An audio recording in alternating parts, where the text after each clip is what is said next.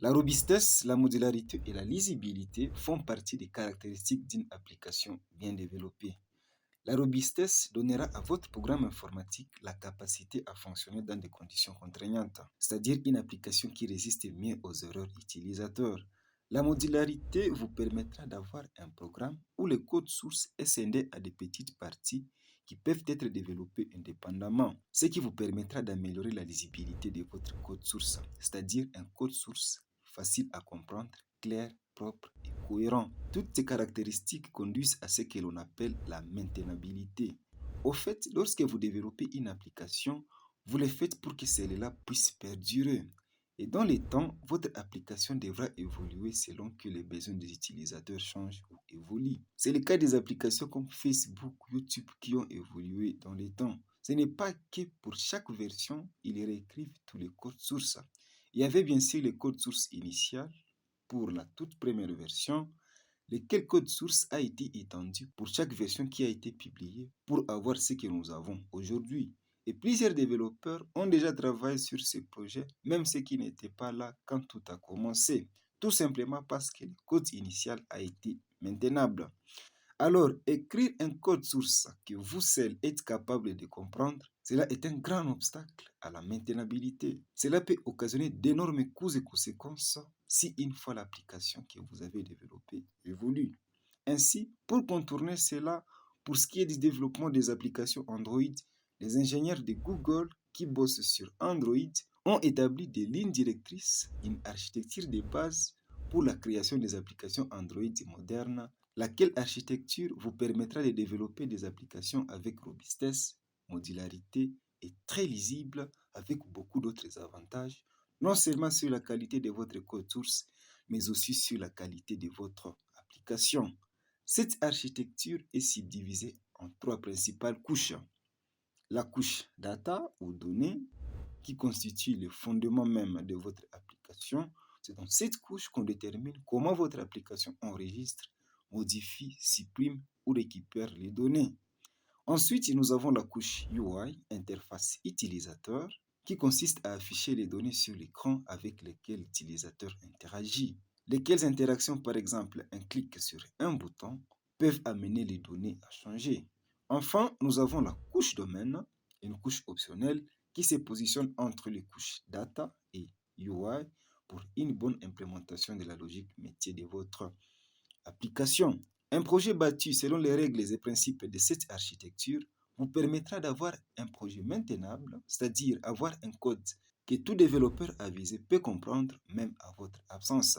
Mais aussi, comme on l'a dit tantôt, avoir une application de qualité que vos utilisateurs adoreront. Voyons voir un peu plus en détail chaque couche qui constitue cette architecture. La couche données ou la couche data. C'est le fondement même de votre application.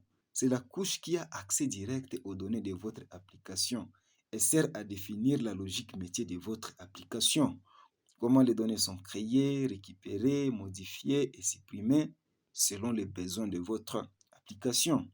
Ayant besoin de données, votre application peut avoir plusieurs sources de données différentes. Cela peut être soit un fichier, une base de données locale ou encore une source de données en ligne accessible par une API. Ainsi, la couche data est constituée de la partie source de données, en anglais data source, qui est une classe ou un ensemble de classes reliées sémantiquement qui implémentent la logique de communication avec la source de données. En plus de la partie source de données, la couche data est aussi constituée de dépôts ou repositories en anglais. C'est cette partie qui définit la logique métier de votre application et expose les données de votre application au reste des couches de la structure de développement de l'application Android. Lorsque votre application a plusieurs sources de données, par exemple une base de données locale et une donnée provenant par exemple dans une API, les dépôts ou les repositories ici doivent jouer le rôle de la seule source de vérité pour toutes les autres couches de l'application. Question de gérer les conflits de quand telle source est utilisée et quand telle autre source est utilisée. C'est comme par exemple votre application est connectée à une API en ligne avec un système de cache grâce à une base de données locale. C'est au niveau d'une classe repository qu'il faut implémenter la logique de quand récupérer les données en local et quand les faire en ligne, et non pas avoir plusieurs classes repository pour chaque source de données. Certes, il est conseillé, lorsque vous travaillez dans un projet de grande envergure, vous pouvez créer autant de repositories par nature des données. Par exemple, User Repository pour les utilisateurs, Post Repository pour la logique métier liée au poste. Question d'avoir plus de modularité de votre projet de développement de l'application. Mais cela n'exclut pas qu'une donnée de même nature puisse avoir des sources de données différentes. Les postes, par exemple, peuvent être récupérés soit en local ou encore en ligne selon les cas d'utilisation. Les dépôts ou repositories est le point d'entrée des restes des couches de votre application. De principe, les autres couches de votre application ne doivent pas communiquer directement avec les différentes sources de données. En tout cas, pas. En plus de la couche data ou données, nous avons la couche interface utilisateur ou UI, User Interface en anglais. C'est la partie visible à l'écran avec laquelle l'utilisateur interagit. La couche donnée ayant pour rôle d'accéder directement aux données en y appliquant une certaine logique pour les besoins de votre application et en exposant les données au reste des couches de votre application. La couche UI, quant à elle, est la représentation de l'état actuel des données de la couche data. On peut donc dire que le UI est le résultat de la combinaison des éléments du UI et de l'état du UI qui correspond aux données actuelles fournies par la couche data. Notez que les composants Android sur lesquels le UI est bâti est l'activité ou activity en anglais.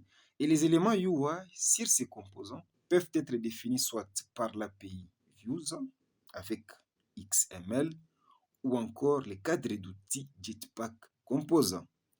Si par exemple nous avons une application qui permet d'afficher les informations de l'utilisateur courant depuis une base de données locale par exemple, au moment où la couche de données ou data par les dépôts ou repositories expose l'utilisateur courant, ici lui par exemple, l'état actuel du UI aura comme données utilisateur courant lui. Et par un élément UI qui permet d'afficher une chaîne de caractères, on peut afficher sur l'écran l'utilisateur courant lui. L'état du UI peut changer, soit par la mise à jour des données, ou très souvent par les interactions de l'utilisateur, qui ne sont rien d'autre que les événements. Lorsque l'utilisateur clique par exemple sur un bouton, pour ne citer que cela. Les données qui modifient l'état du UI proviennent de la couche inférieure, la couche data, comme on l'a vu tantôt.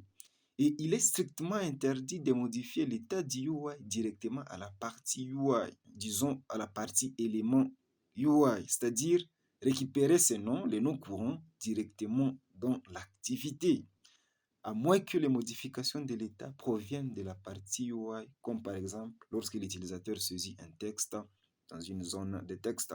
Dans ce cas, la donnée provient directement à la partie UI. Là, on peut modifier l'état du UI directement à la partie des éléments UI.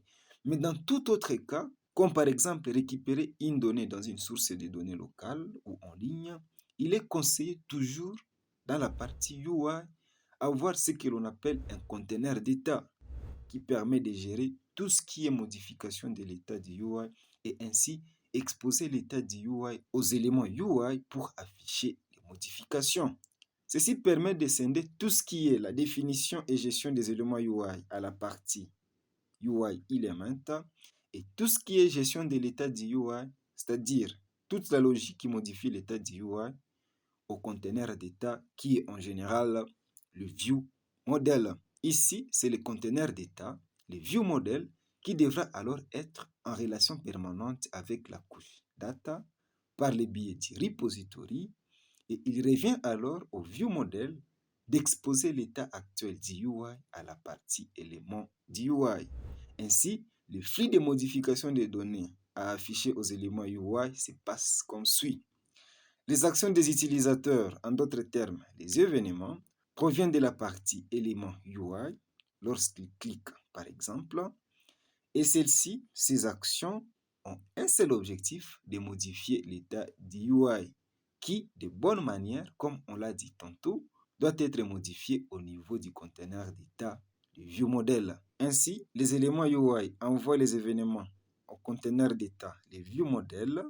Dans celui-ci, ayant comme dépendance les repositories de la couche donnée ou data, fera alors appel à la logique métier pour récupérer un autre utilisateur. Par exemple, les repositories ayant accès aux sources de données fait le traitement, renvoie un nouvel utilisateur au view model, ce qui modifie l'état du UI par cette nouvelle valeur. La question qui revient, comment les éléments du UI consomment-ils les modifications d'état du view model pour afficher les nouvelles valeurs? La réponse est, c'est par les observables. En fait, les observables sont des types de données qui, lorsqu'ils sont modifiés automatiquement, sans quelconque action de l'utilisateur, les modifications sont constatées. C'est-à-dire, lorsque le viewModel expose l'état du UI à la partie élément UI, quand le viewModel modifie l'état en question, soit par les événements, ces modifications se répercuteront automatiquement à la partie élément UI pour être affichées. Les types de données observables les plus utilisés sont les stateflow. Et pour Jetpack Compose, il y a un autre type pour observer les modifications de données propres à lui, qui est le type Mutable State. La logique métier de votre application en général est souvent implémentée soit dans la couche data par le biais des repositories pour la définition de la logique métier, ou encore dans la couche UI par le biais du viewModel, les conteneurs d'état pour modifier l'état du UI. Cette situation, dans le cas où vous travaillez dans un projet vraiment complexe, peut vous amener à avoir un code source aussi difficile à comprendre. Pour avoir un code source propre, il vous faudra une autre couche, une couche supplémentaire entre la couche UI et la couche data qui met en relation les repositories ainsi que le viewModel par ce que l'on appelle les cas d'utilisation ou use case en anglais. Les use cases dans la couche domaine sont des classes qui implémentent la logique métier pour chaque cas d'utilisation de votre application. Par exemple, la logique métier pour récupérer les données du profil de l'utilisateur. L'utilisation de la couche domaine présente plusieurs avantages, comme par exemple avoir une logique métier réutilisable. Vous pouvez avoir besoin des données du profil de l'utilisateur pour afficher ces informations. De même, vous pouvez avoir besoin des données du profil de l'utilisateur, par exemple, pour les modifier. Au lieu chaque fois, par exemple, si vous avez deux view modèles, l'un pour la gestion d'état du profil utilisateur et l'autre pour la modification des données d'utilisateur, au lieu chaque fois d'implémenter dans tous les deux la logique pour récupérer les données de l'utilisateur, il serait mieux d'avoir un use case pour la récupération des données de l'utilisateur et faire appel de ces use cases dans chacun de ces view modèles. En plus de ça, dans un projet de grande envergure, le use case vous permet d'avoir une structure de projet qui s'explique par lui-même. Juste en regardant la structure des fichiers, lorsque vous voyez un fichier dont le nom est getProfileUserCase par exemple, ça permettrait même à une nouvelle personne qui tombe sur votre code, sans trop d'explications, de savoir quoi fait quoi. Le use case vous permettra aussi d'éviter d'avoir un vieux modèle avec énormément de code pour les UI très complexes qui exigent énormément de logique métier et ne laisser que la gestion d'état au vieux modèle. Voici, très chers développeurs, de façon vraiment théorique, les trois couches fondamentales selon les lignes directrices de l'architecture et développement des applications modernes Android. J'espère que vous avez une idée claire là-dessus. C'est vrai, tout ceci peut ou ne pas avoir été bien compris pour vous. On n'a fait que parler. En tout cas, c'était très important de consacrer cette vidéo sur cette thématique. Si vous n'avez pas compris quelque part, n'hésitez pas à y revenir pour plus de précisions. Dans la description, vous trouverez les liens vers la documentation officielle sur l'architecture moderne de développement des applications Android. C'est tout pour cette vidéo, très cher dev. Merci beaucoup de l'avoir regardé jusqu'à la fin. Portez-vous bien, à la prochaine.